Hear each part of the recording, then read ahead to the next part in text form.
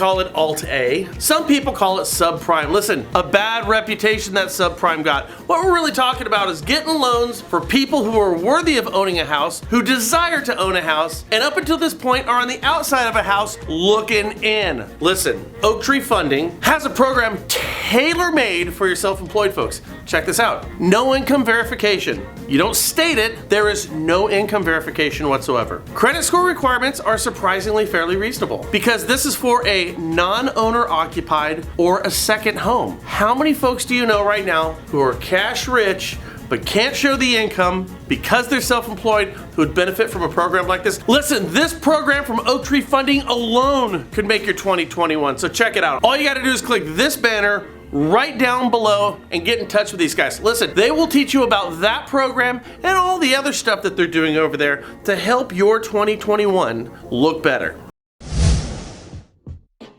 So I saw this article said that new homes are selling like it was 2006 again, which is true, but let's hope it's just not exactly like 2006. Because here's a graph of new home construction. Can you guess where 2006 is at? You got it. It's the highest peak. That's 2006. And then look what happened afterwards. Wonderful, right? So we started looking around at 2006 and saw the onset of the 50-year mortgage. And according to Bankrate.com, about 25% of new mortgages in California are 40-year loans. So the 50-year home loan is just the next step. So said one banker back in 2006 that he has taken over 200 applications already for the new product. Yeah, 50-year loans. I kind of think you have to be under the age of 25 to get that one going. Can you imagine that? 25 years old, you go get your first mortgage with your girl. Honey, we did it! We finally paid the house off! At the ripe old age of 75. And according to a New York Times post in 2006, it was believed about 1 in 5 subprime mortgages made in the last 2 years, that would be 04 and 05, are likely to go into foreclosure. Ooh, the first time that F word started showing up. See, at that rate, about 1.1 million homeowners who took out loans in 04 and 05 the last 2 years up to 06 are going to lose their house in the next couple of years, the report said. And the foreclosures will cost those homeowners an estimate $74.6 billion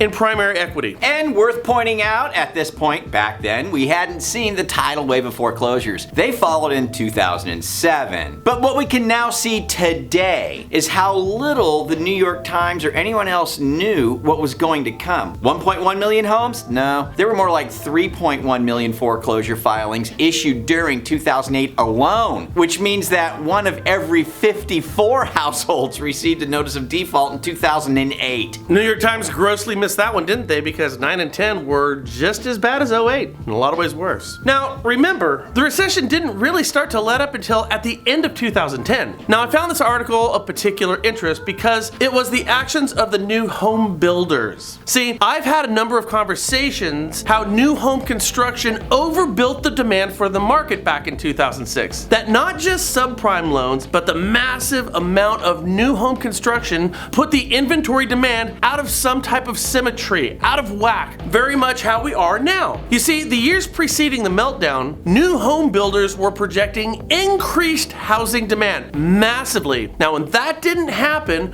prices on new construction began to collapse. That eroded the values on pre-existing inventory, and when it became apparent by the end of 2006, definitely in 2007 and 8, all loans began to fail. So one could say housing starts are an underappreciated metric to forecast the future of housing. Now today, in 2021, single-family new home sales rose 20.7% from February to 1.02 million seasonally adjusted annual rate, according to the Department of Housing and Urban Development and the U.S. Census Bureau. This is the fastest pace of new construction since September of 2006. Here we hear that year again. With so many buyers snatching up new homes at the ready, inventory fell to 3.6 months of supply, with just 307,000 new single-family homes for sale, 44.6 lower than March of 2020. I know that's a mouthful to digest, but here's what it really boils down to. Yeah, 2021 is looking a hell of a lot like 2006.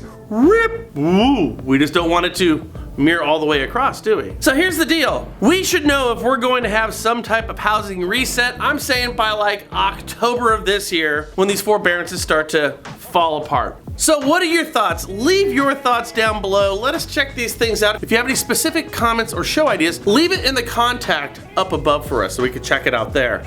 Personally, I think we might see a little bit of a hiccup, but we're gonna steamroll because that's what we do. With that said, we look forward to seeing you guys here tomorrow. Bye.